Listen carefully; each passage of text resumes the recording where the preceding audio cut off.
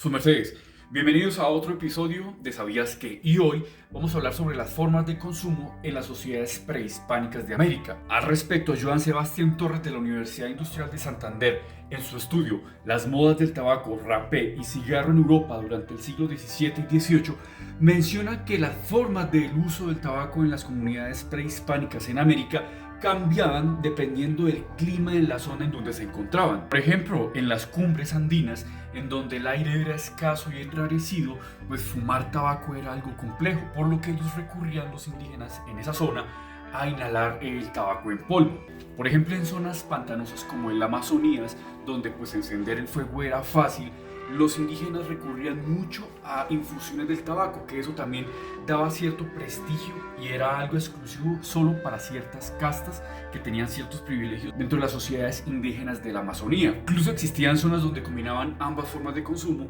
pero eso sí las destinaban para temas de ceremonias y rituales, y por el otro lado para temas de consumos cotidianos. También John Torres encuentra que otra forma que era habitual entre los indígenas suramericanos era para temas de trueque o de comercialización. Por ejemplo, el profesor Luis Rubén Pérez menciona que, por ejemplo, los guanes utilizaban el tabaco, el algodón y las telas para comerciar con los muiscas a cambio de que ellos les entregaran sal o coca. De igual forma, los guanes y los chitareros en la época de la colonia fueron los primeros cultivadores y comercializadores del tabaco en rama, y también fueron de los primeros que elaboraron y consumieron el tabaco en su formato de cigarro. Por otra parte, Ian Gatelli, en su libro La Diva Nicotina, también presenta como una especie de clasificación en los modos del consumo del tabaco dependiendo de las zonas del continente americano. Por ejemplo, podemos encontrar en primer lugar cómo eran los usos en Sudamérica, para los cuales encontramos, por ejemplo, lo que era el ambil, el cual era una forma de infusión del tabaco que cocían hasta convertirse en jalea.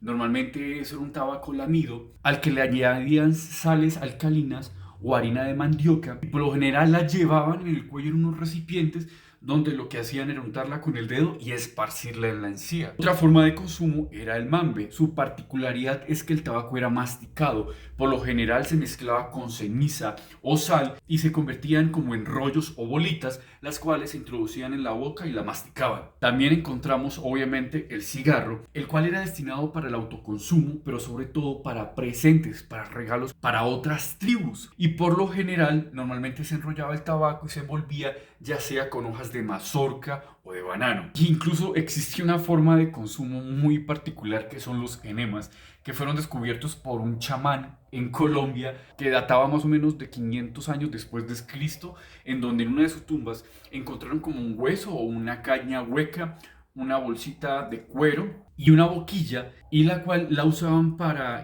aplicar infusiones de tabaco por vía anal. Por ejemplo, en Centroamérica, para los mayas, que posteriormente evolucionarían y se desarrollarían a los aztecas, para ellos el tabaco era muy importante para temas oficiales, ceremoniales, pero también cotidianos. Sobre todo los ceremoniales eran la base de su cultura, ya que su creencia era de que nosotros, la humanidad, provenía de la sangre de los dioses, y que la mejor manera de rendir tributo hacia los dioses pues precisamente era devolviendo esa misma sangre. Por eso era que los asesinatos y tantos sacrificios eran algo muy común y muy bien sustentado en sus organizaciones culturales, por lo que el tabaco era la forma elegida, idónea, para que con sus humos tomaran esa sangre y la elevaran hacia los cielos y la devolvieran hacia los dioses. Y finalmente en Norteamérica vamos a encontrar a las tribus amerindias, quienes eran los mayores y los más representativos consumidores del tabaco en pipa, tradición que después llegaría a Sir Raleigh y llegaría hasta Europa e Inglaterra,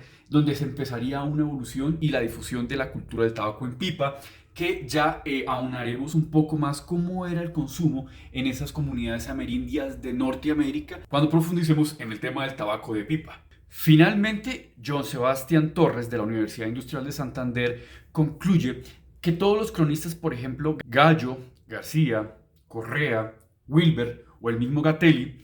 todos ellos encontraron las formas de cómo era el consumo en el continente americano, y en donde finalmente se podría resumir de la siguiente forma. En primer lugar encontramos los gastrointestinales, los cuales consistían en el consumo mascado o mordido del tabaco, el bebido, el lamido y en enemas. Encontramos también el respiratorio, que es por absorción nasal o fumado, y finalmente el percutáneo, que se da sobre la piel o por administración ocular. Finalmente, bueno, les agradezco a todas y a todos por ver este video, y para una próxima oportunidad profundizaremos más en el tema del tabaco, ambil, rapé y pipa, por lo que nos veremos en un próximo video de ¿Sabías qué?